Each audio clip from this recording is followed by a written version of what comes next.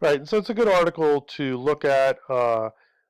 Again, we live in a very capitalistic world as well as a democratic world, right? So uh, it's it's good to see things through this light. Okay, and I've highlighted and also subtitled, the important passages for you to look at. Right.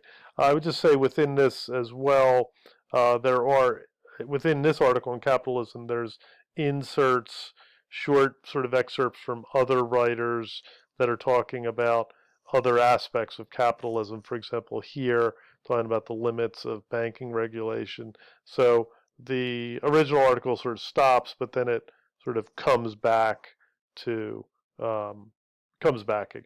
Okay, so again, this is important to read. Whether you have the time to read it is another thing, but I just wanted to sort of show it to you real quick. Okay, and then other texts that are useful are.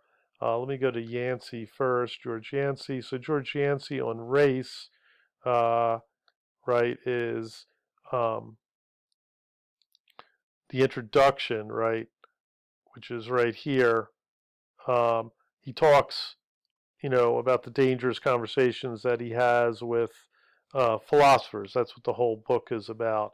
And so he talks about his starting of this project, right? He started this back in 2016 or something, right? And so he's philosophizing the African American experience, right? And his basic argument is, can philosophy, as you see here with the X at the top here, right here, philosophy as an ideal theory often fails to speak to the actual, often deeply tragic experience that all humans endure, but especially African Americans, right? So he's saying, in much the same way that Nicole Hannah Jones is saying that history, the history that we know, has sort of failed um, to to do the job for our contemporary society. Yancey is making the same argument here that philosophy has more or less failed in its ideal project. But he finishes by saying, my understanding of philosophy is that which ought to change the world to help rid the world of oppression and hatred. For me, philosophy is a site of suffering, right? So he's trying to change the conversation and the the